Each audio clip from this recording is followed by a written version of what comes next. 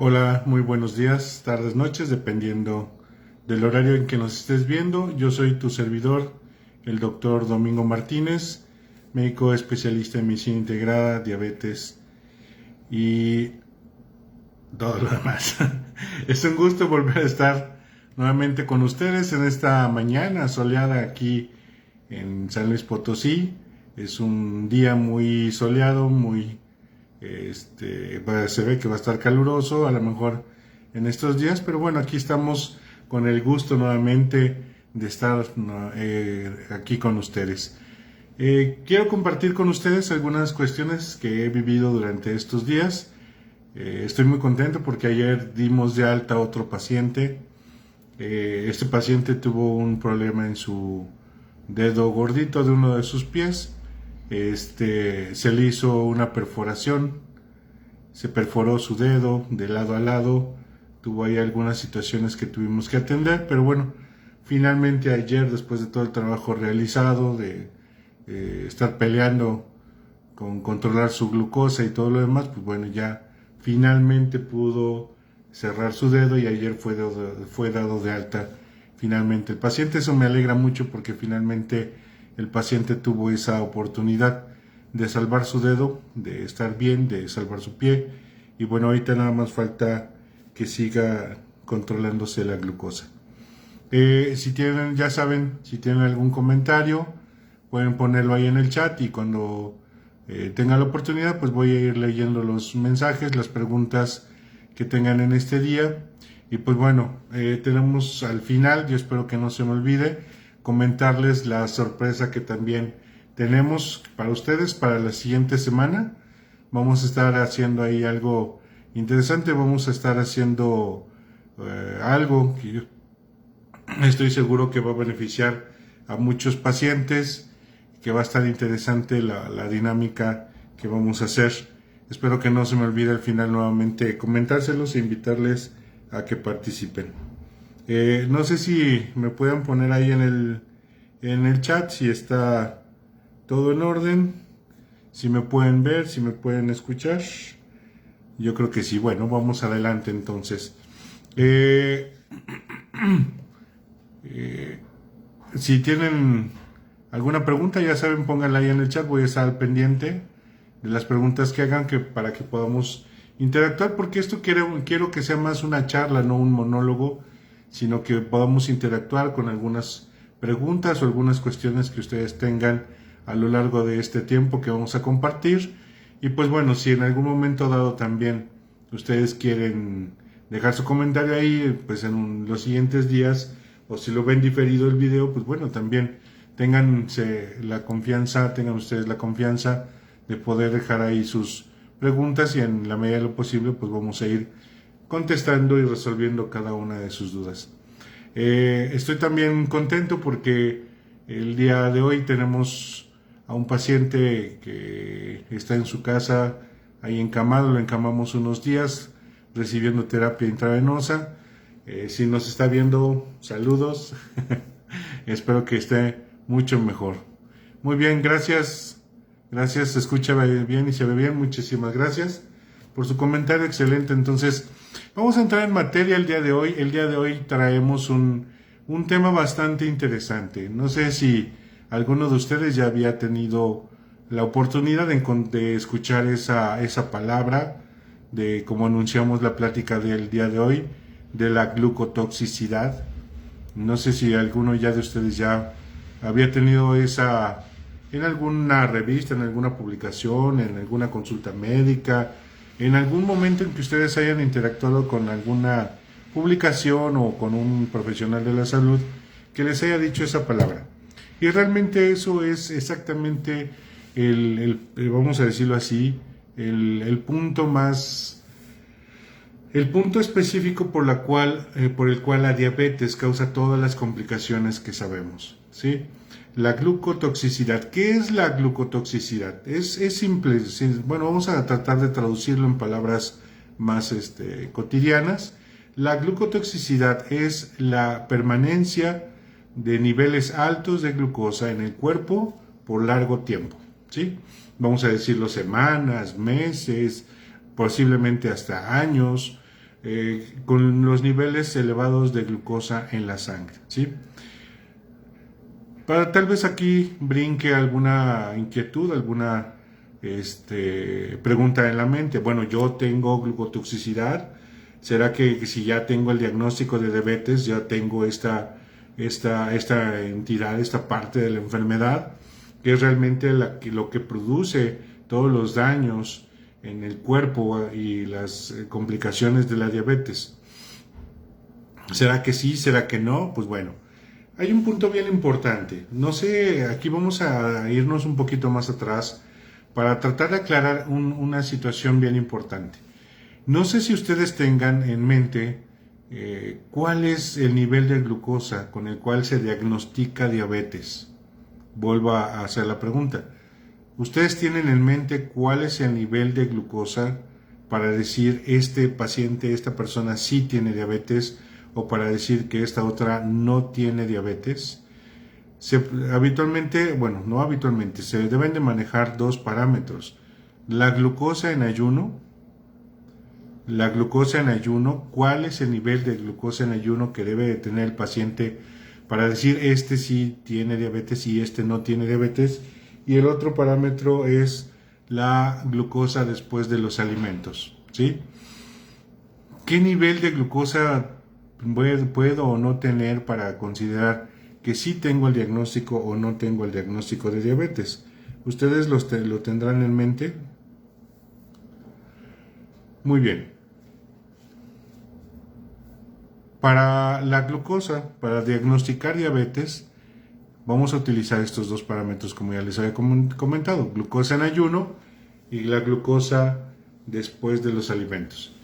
Para diagnosticar diabetes con glucosa en ayuno, 8 horas de ayuno sin haber consumido ningún tipo de carbohidrato, así lo especifican las guías, debe de estar por arriba de 125 miligramos de glucosa en sangre, ¿sí? Para diagnosticar diabetes en ayuno, debe de estar por arriba de 125, es decir, si la persona tiene 126 hacia arriba, hacia la cantidad que ustedes quieran imaginar, se diagnostica diabetes, ¿sí? Y la glucosa, los niveles de glucosa después de la comida, si come algo, para diagnosticar diabetes es arriba, 2 horas después de haber consumido el alimento, 2 horas después debe de estar por arriba de 200 miligramos de glucosa en sangre, ¿sí? Bueno, pero ¿por qué les digo esto? ¿Con qué niveles de glucosa se diagnostica la diabetes? Es simple y sencillamente, ¿y qué tiene que ver con la glucotoxicidad? Y es precisamente ese es el punto. Cuando la glucosa en sangre está por arriba de 125 y de 200 por arriba después de haber consumido algún alimento, 2 horas después de haber consumido algún alimento, se inicia ya la glucotoxicidad, ¿sí? De hecho, la glucotoxicidad, como ustedes lo estamos viendo ahorita, tiene que ver con los niveles de diagnóstico de diabetes, ¿sí? Entonces ya quedamos que la glucotoxicidad es la elevación permanentemente alta de glucosa en sangre por mucho tiempo, ¿sí? Entonces, que pueden ser semanas, meses e inclusive años. Entonces, todas estas personas que su glucosa está por arriba de 125 en ayuno y arriba de 200, 2 horas después de haber consumido carbohidratos, están totalmente expuestas a este problema de la glucotoxicidad. Pero ¿cuál es el problema de esta parte de la diabetes? ¿Por qué me he de preocupar? ¿Por qué es importante que nosotros tengamos ese conocimiento, que lo tengamos en mente? ¿Sí? ¿Por qué? Porque precisamente esta entidad que forma parte de la diabetes ocasiona todas las complicaciones que conocemos de la diabetes, ¿sí? Principalmente la glucotoxicidad afecta 5 tipos de tejidos diferentes. En primer lugar, la retina, ¿sí? La retina es un tejido especial que tenemos en los ojos. Es es el tejido especializado dentro del ojo que nos permite captar la luz del sol ¿sí? Obviamente en sus diferentes frecuencias, lo cual el cerebro lo va a interpretar como color, como profundidades y todo lo demás entre los dos ojos. Entonces, si la glucosa arriba de 125 empieza a afectar la retina o arriba de 200 después de comer, entonces la retina va a empezar a tener esos efectos tóxicos de la glucosa. Pero ¿qué efectos va a tener? ¿Sí? Los vasos sanguíneos de la retina van a empezar a hacerse un poco más duros. Si los vasos sanguíneos deberían de ser como una manguera flexible por el cual el agua pasa libremente, en lugar de eso, con la glucotoxicidad, los vasos sanguíneos se van haciendo más duros, como un tubo de PVC. Y aparte de eso, inflamados. La pared de los vasos sanguíneos se inflama y eso ocasiona que por dentro del tubo de la arteria se empieza a hacer el sarro que el colesterol LDL se va a empezar a encargar. Se encarga de hacer ese sarro por dentro de las arterias, de las paredes de las arterias, y eso en cierto plazo puede llegar a ocasionar los famosos infartos, ¿sí? Los problemas de la retina empieza a infartarse, ¿sí? Esa es la gravedad por la cual tenemos que estar haciendo énfasis en un buen control de los pacientes con diabetes. Ustedes, me imagino, que tienen conocimiento, algún familiar o alguien cercano a ustedes, ya tiene este problema. Sabemos muchas veces que los pacientes que tienen el diagnóstico de diabetes se complican con esta situación del problema de los ojos, principalmente con la retina. Otro de los tejidos que se afecta también principalmente con la cuestión de la glucotoxicidad son precisamente los riñones. Yo muchas veces les insisto a los pacientes que llegan a la consulta, el riñón es uno de los órganos más importantes que tenemos para que nos pueda ayudar para controlar los niveles de glucosa. Por un lado el páncreas liberando insulina, por otro lado el riñón tiene un sistema de seguridad que cuando la glucosa rebasa los 180 miligramos de glucosa en sangre, el riñón abre la llave de la orina y empieza a ocasionar que esa orina se llene de glucosa. La glucosa que no se está aprovechando, la glucosa que está de más dentro de la sangre. Entonces, al pasar por los riñones, la empiezan a pasar a la orina y empieza a eliminarse el azúcar de esa forma.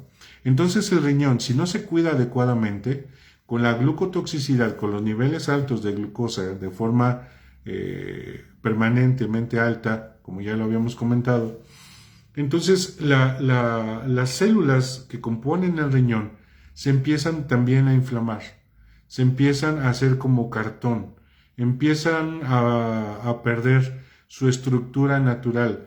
El núcleo de las células del riñón se puede llegar a donde se encuentra la información genética de la célula, se empieza a destruir. Los órganos internos de las células que forman el riñón también se empiezan a destruir.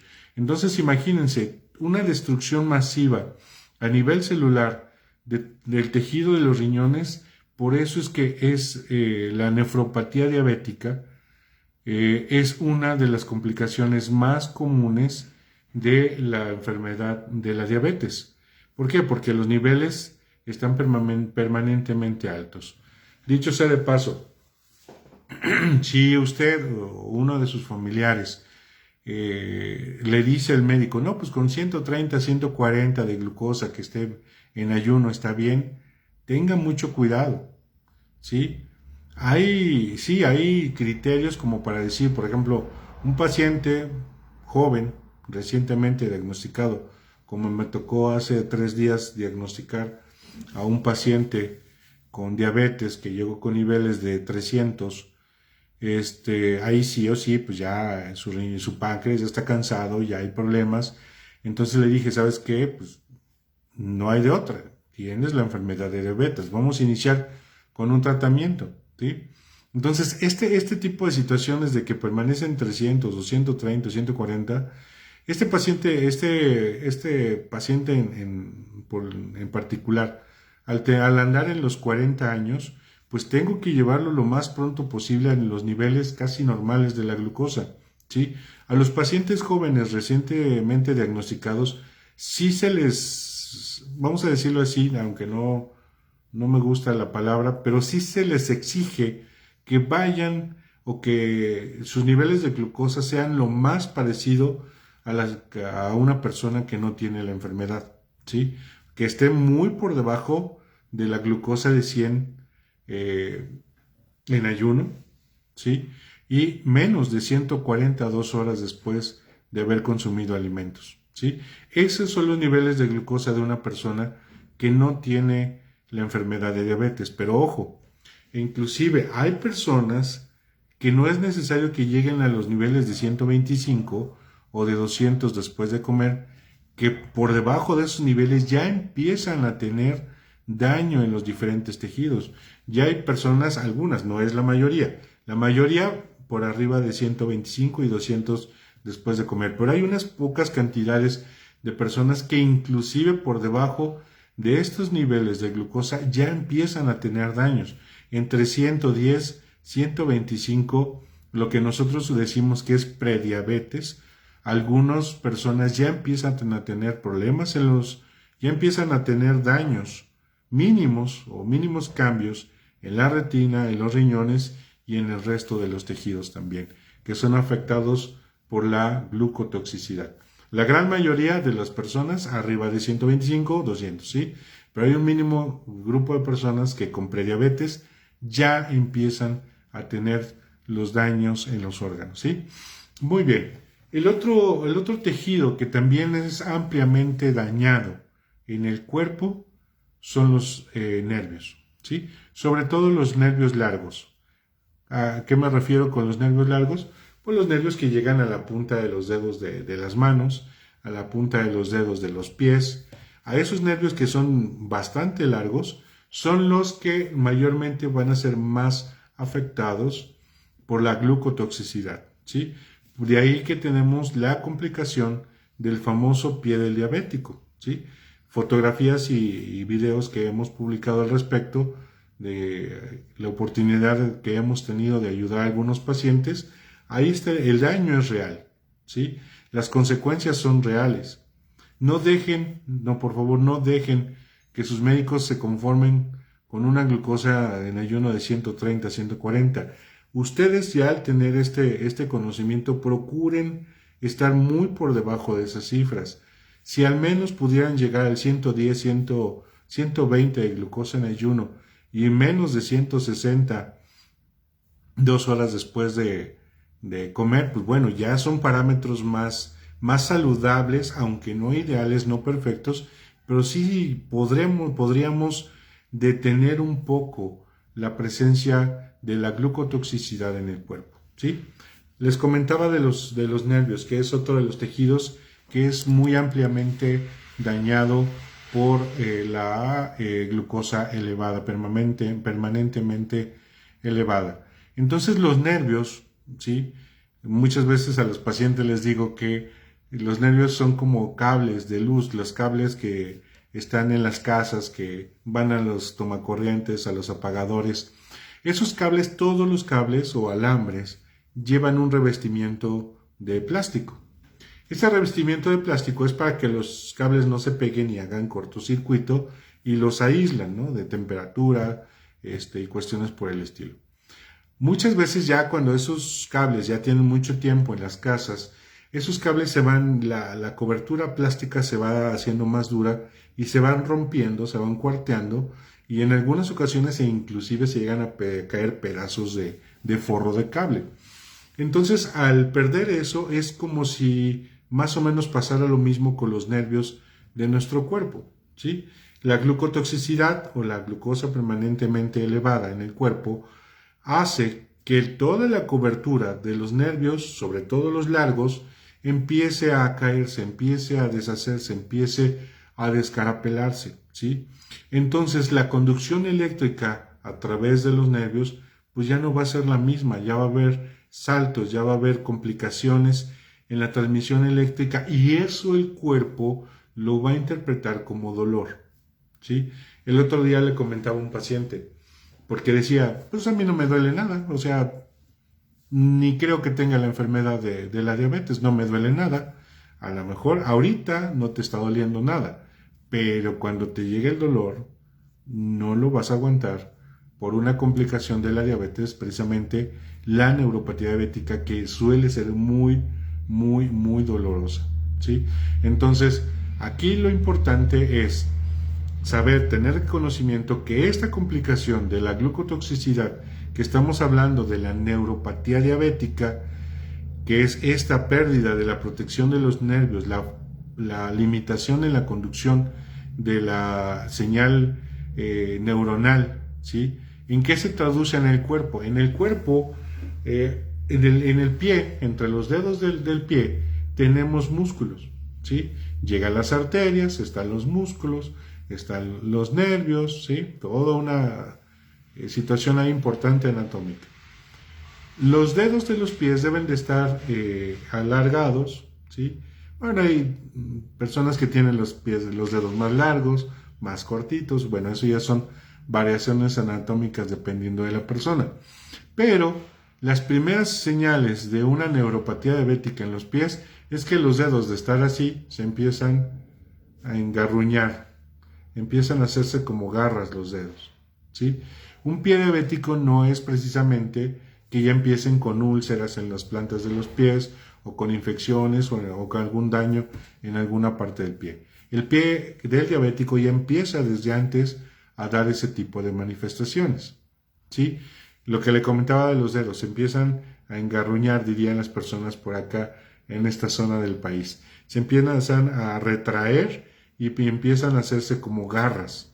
Los dedos toman esa posición, ¿de acuerdo? Y ya después, con esas variaciones anatómicas, ¿por qué se hacen así los dedos? Porque los músculos que están ahí en el pie pierden su fuerza, van perdiendo la fuerza porque la señal eléctrica ya no es la misma, ¿sí? Entonces el músculo, al perder la fuerza, la estructura anatómica del pie, los huesos, pueden inclusive llegar a zafarse, a salirse de su lugar, lo que ocasiona una de las complicaciones del pie diabético, el famoso pie de Charcot, ¿sí? Que inclusive esta semana vi a un paciente con pie de Charcot que trae 4 fracturas en los dedos del pie, 4 fracturas en los diferentes huesos del pie, y no tiene el dolor así clásico de una fractura. El pie está totalmente inflamado, constantemente inflamado, y está fracturado, pero el paciente no tiene más dolor. ¿Por qué? Por la neuropatía diabética. Sí tienen molestias al caminar o en ciertas posiciones, pero el pie está totalmente inflamado, como una fractura común y corriente, pero sí tienen esas complicaciones, y eso es a consecuencia de la glucotoxicidad. Otro de los grandes problemas, y estoy dando ya algunos rasgos por ahí, de los pies, es que las arterias que llevan la sangre hacia los pies pasa exactamente lo mismo que con las arterias de la retina, lo que hace rato les comentaba, ¿sí? Las arterias de la retina, en lugar de ser elásticas, que pueden ensancharse y acortarse, libres en el interior de cualquier situación, en el pie pasa lo mismo.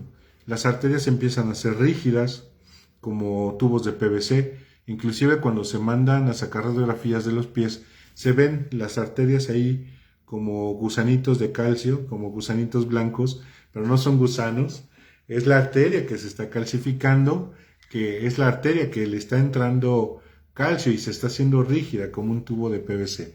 Y por dentro de esa arteria, pues ya sabemos, por el constante inflamación que hay ahí en esa arteria, pues se van llenando de sarro, todo por culpa del colesterol LDL. Por eso es bien importante que los pacientes, de hecho todas las personas, tengamos colesterol LDL por debajo de 100 miligramos sobre decilitro en sangre, ¿sí? Entonces, eso es precisamente otra de las complicaciones de la glucotoxicidad de la diabetes, ¿sí? Es el famoso pie del diabético y sobre todo sobre el daño de los nervios periféricos, los más largos, ¿de acuerdo? Eh, también hay posibilidades de complicación sobre los dedos de la mano, sí. He visto 2 o 3 casos de pacientes con diabetes que sufren daños sobre dedos de las manos y pasa básicamente exactamente lo mismo. La infección, todo sobre los dedos de la mano, exactamente igual básicamente que en el pie. ¿De acuerdo? Bueno, otra de las complicaciones que tenemos es básicamente sobre el mismo corazón, ¿sí? La famosa cardiomiopatía diabética, ¿sí? ¿Qué es lo que pasa en el corazón con los niveles de glucosa constantemente altos en las personas de forma crónica? Pues el músculo cardíaco se empieza a ser rígido, se empieza a ser duro. Entonces el músculo cardíaco como tal debe de ser flexible, debe de moverse libre para poder bombear la sangre. En este caso el músculo cardíaco se va haciendo más torpe para bombear la sangre, se va entorpeciendo su función. ¿Sí? ¿Por qué? Por la rigidez que va alcanzando. Ya no, el ritmo con el que tiene que latir ya no es el mismo, ¿sí? Entonces eso ocasiona que el corazón empiece a fallar, aunado también a que las mismas arterias que meten sangre al músculo cardíaco empiezan a fallar. El mismo caso que en la retina, que en los pies, lo mismo pasa con las arterias del corazón, ¿sí? Las mismas arterias que llevan sangre al mismo corazón. Por dentro de la arteria, igual, hay calcificación de las paredes de las arterias, hay rigidez, ¿sí? Eventualmente esto también puede complicar más la presión arterial y eventualmente si una de esas placas, de una de esas fragmentos de sarro que se hace dentro de la arteria se llega a romper o se llega a zafar, va a ocasionar una cascada de situaciones ahí, mayor inflamación, van a llegar las plaquetas, van a tratar de llenar ahí ese defecto y si ese paso de sangre ya estaba comprometido, ya estaba reducido por la presencia de las placas, al haber un trombo o algo, se va a reducir más el espacio con las altas posibilidades de sufrir un infarto en el corazón. ¿Qué es un infarto? Simple y sencillamente una parte del tejido, ya sea del corazón, del pie, del cerebro, de la retina, del riñón, del intestino, cualquier parte de nuestro cuerpo puede sufrir infarto, no nada más el corazón. ¿Qué es lo que pasa? Se corta el paso de la sangre, el paso libre de la sangre, y ese tejido que estaba siendo regado con sangre por esa arteria, al taparse, pues ya no recibe lo mismo, entonces viene el famoso infarto, ¿sí? Y pues bueno, finalmente el otro tejido que también es muy ampliamente dañado por la glucotoxicidad, ya lo mencioné, que también tiene mucho que ver con el resto de los tejidos, es precisamente los vasos sanguíneos, ¿sí? Los vasos sanguíneos grandes, los vasos sanguíneos chicos, los grandes, podemos decir, como complicaciones macrovasculares, macro es el prefijo de grande, los grandes vasos, este problema que se presenta, los problemas macrovasculares por la diabetes que afecta directamente a las extremidades. Las complicaciones microvasculares que afectan directamente a los pequeños vasos, por ejemplo, de la retina, ¿sí? Entonces ahí también entramos en otra clasificación de complicación de la diabetes como macro o microvasculares, que tiene que ver con las arterias, con lo que ya les comentaba hace rato, ¿sí? Las paredes de las arterias están constantemente inflamadas todo el tiempo por todo el proceso químico, bioquímico que se da dentro de la arteria por la glucosa alta, por la glucotoxicidad. Eso hace que el colesterol LDL meta muchas placas de colesterol dentro de la arteria, ¿sí? Eso ocasiona que el espacio por el cual circula la sangre dentro de la arteria se vaya reduciendo hasta que finalmente puede llegar a cerrarse. Como ahorita me acordé del caso de una paciente que las arterias de una de sus piernas se le mandó a hacer un ultrasonido Doppler arterial de toda de toda la pierna para saber cómo estaba el flujo porque no se sentía el pulso en sus pies. Entonces se le solicitó el estudio y sorpresa, una de sus arterias, de las más grandes, estaba totalmente tapada. No hay circulación de sangre por esa arteria. ¿Por qué? Precisamente por esta situación, ¿sí? Entonces, bueno, en sí todos los tejidos del cuerpo son dañados, el intestino, el cerebro, los pulmones, todos los tejidos del cuerpo básicamente son dañados por la glucotoxicidad, ¿sí? Entonces, sería bueno, muy bueno, ya con esta información que ustedes tienen, que tomen sus decisiones y puedan llevar a cabo las cosas que se requieren para que ustedes para que todos tengamos una vida mejor, ¿sí? Fíjense, aquí les voy a dar un pequeño dato, ¿sí? Aquí en México el costo de tratamiento, estos son gastos que genera el gobierno en atención en unidades de salud pública, ¿sí? El costo de atención de un paciente con diabetes, el costo anual se aproxima a los 20,000 pesos sin complicaciones, ¿sí? Estos 20,000 pesos se los gastan ya sea en atención médica y medicamentos que deben de estar en sus unidades de salud de forma gratuita, ¿sí? Eso es lo que le cuesta aproximadamente al gobierno un paciente en su atención a un paciente con diabetes sin complicaciones, ¿sí? Pero un paciente con diabetes que sufre de alguna complicación y que requiere la hospitalización, ¿sí? De acuerdo a la información del Instituto Mexicano del Seguro Social, puede llegar a gastarse hasta más de 1,500 millones de dólares al año en tratamiento de complicaciones por diabetes. Imagínense toda la cantidad de dinero que se gasta en complicaciones de diabetes, y eso es una institución pública, y estamos hablando de una solamente aquí en el país.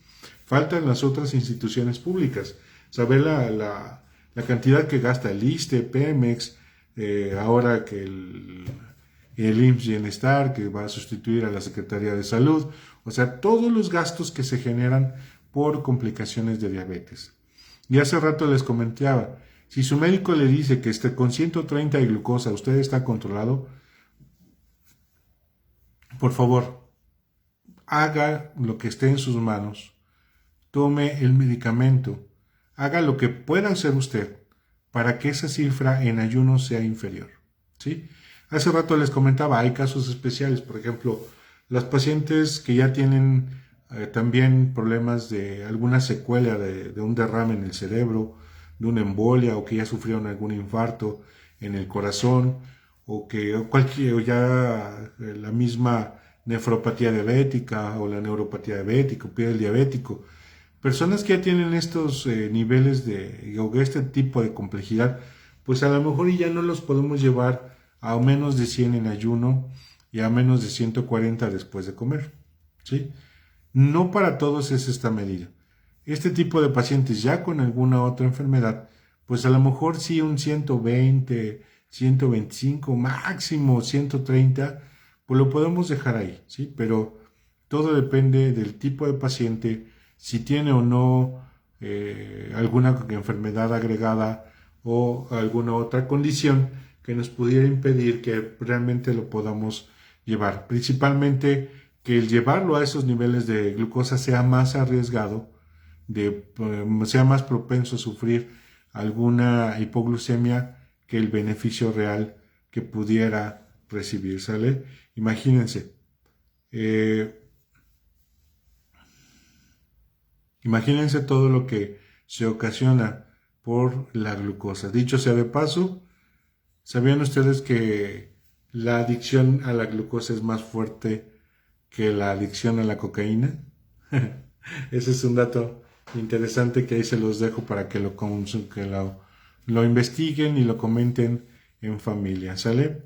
Muy bien, entonces, haciendo un pequeño resumen, la glucotoxicidad es la glucosa permanentemente alta de forma crónica en los pacientes, que pueden ser que la glucosa esté por arriba de 126 o de 200, 126 en ayuno, 200 2 horas después de haber consumido algún alimento. Si la glucosa permanentemente está arriba de esos niveles, digamos por semanas, por meses o por años, entonces la glucotoxicidad se hace presente. ¿Qué es lo que ocasiona la glucotoxicidad? En las células de los tejidos ocasiona daño al núcleo, daño al ADN de las células, hace que las proteínas que forman a las células, que las estructuras celulares se rompan, básicamente ocasiona una muerte prematura de las células que componen los diferentes tejidos de los diferentes órganos, ¿sí? Entonces, lo que nosotros diríamos oxidación, ¿sí? Se oxidan los tejidos. No es que al tejido le vaya a salir el óxido como de los metales, simple y sencillamente es que el tejido se muere antes de tiempo. Las células, por ejemplo, las células de la sangre, los eritrocitos, tienen una vida media de 3 meses.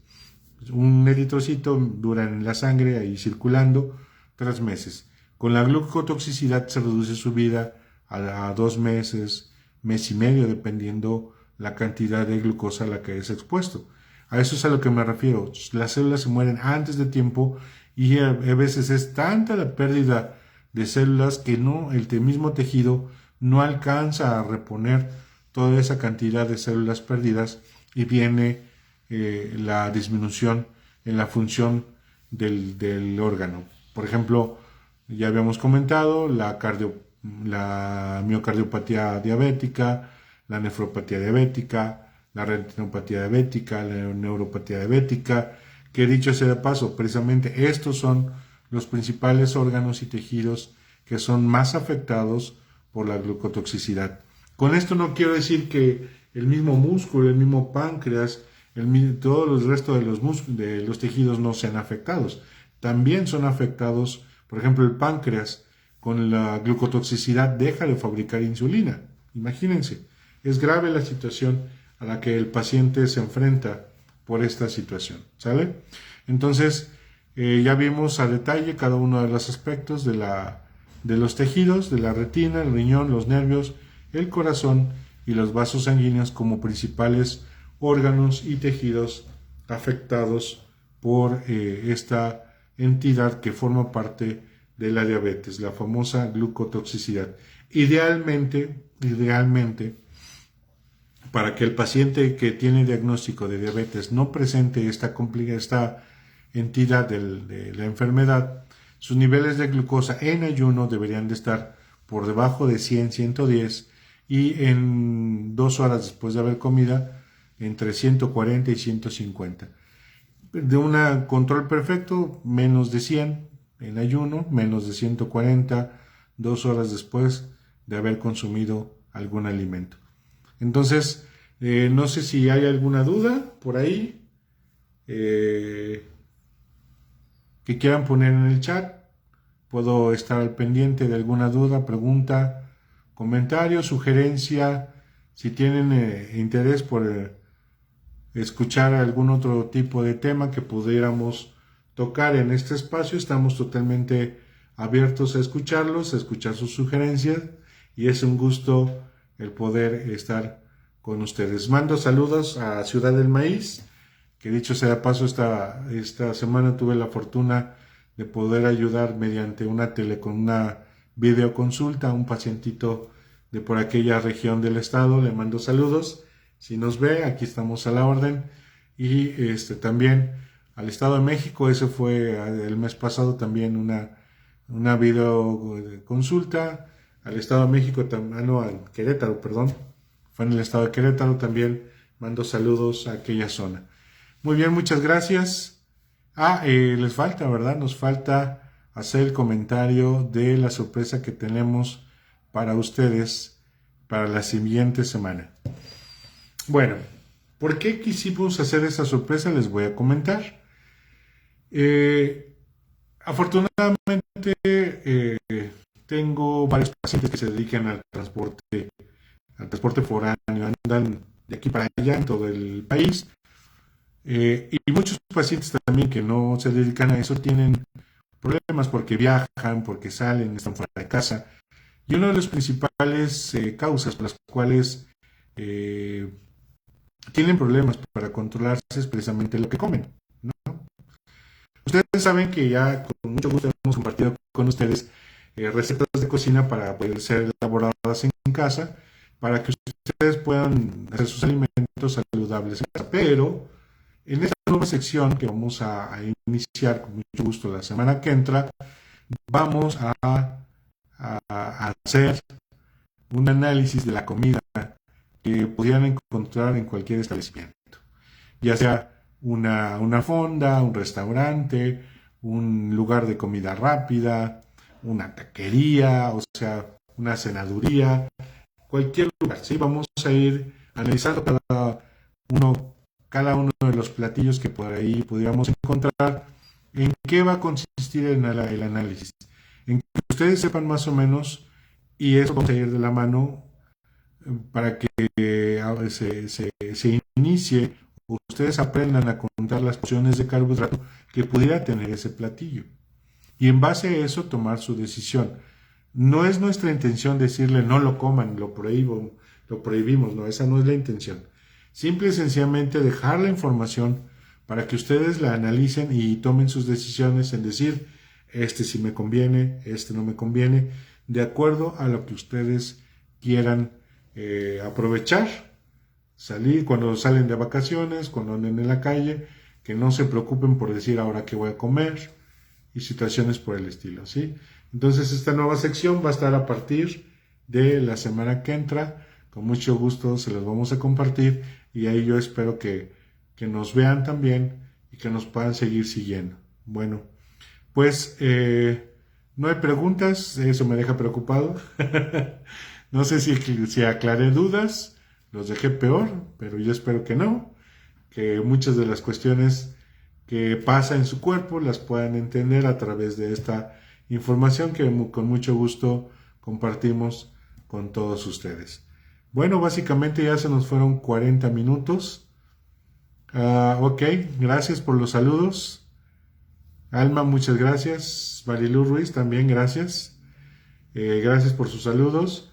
Y bueno, no sé si tengan alguna pregunta. Si no, pues bueno, ya se nos fueron 43 minutos de esta charla. Me gustaría interactuar más con ustedes. Siempre están muy callados. Hagan preguntas, por favor. No pasa nada, no hay preguntas. Muchas veces le digo al paciente, no hay preguntas tontas. O sea, simplemente es una duda que hay y que me encantaría poderles ayudar a resolver. Si no se animan a poner su duda en el chat, pues bueno, en el WhatsApp ahí nos pueden mandar de forma personal su duda y con mucho gusto la estaremos aclarando. O aquí en el chat pongan sus dudas, si ven la transmisión después y tienen alguna duda, con mucho gusto déjenlas y cuando nos lleguen las notificaciones que alguien escribió algo, con mucho gusto estaremos... qué buena pregunta acaban de hacer. ¿El ayuno intermitente es bueno? Ese podría ser un tema para las siguientes ocasiones. El ayuno intermitente en el paciente con diabetes. Acepto el reto. ¿Qué les parece si en la siguiente plática hablamos acerca de eso? Del ayuno intermitente en el paciente con diabetes. Es un buen tema, la verdad. Está interesante. Bueno, gracias por su tiempo. Gracias por estar con nosotros, conmigo en esta mañana. Y pues bueno, lo dejamos para la siguiente plática. Ya tenemos tema para el siguiente transmisión que será en el mes de diciembre, ya casi entrando Navidad, para desearnos los mejores deseos y un muy buen feliz año estaremos transmitiendo para todos ustedes, ¿sale? Perfecto, ya hubo quien sí apoya la propuesta de que sea el siguiente tema la siguiente charla virtual que tendremos. Excelente, me emociona esto, esta interacción me gusta. Muy bien, pues bueno, no me queda más que agradecerles, muchísimas gracias. Ya saben, si esta información es valiosa para ustedes y creen que pueda servirle a algún familiar, a algún conocido, a algún compañero, por favor no duden en compartirla, en retransmitirla en sus redes sociales, en donde ustedes gusten. Y es un gusto nuevamente estar con ustedes y nos vemos el próximo mes en la siguiente transmisión en vivo con el tema del ayuno intermitente en el paciente con diabetes. ¿Sale? Muchísimas gracias por su tiempo, pásenla muy bien, que tengan excelente fin de semana y ya saben, pórtense mal, cuídense mucho, niéguenle todo y que tengan excelente mañana, tarde o noche, dependiendo del horario que nos estén viendo. Muchísimas gracias, nos vemos.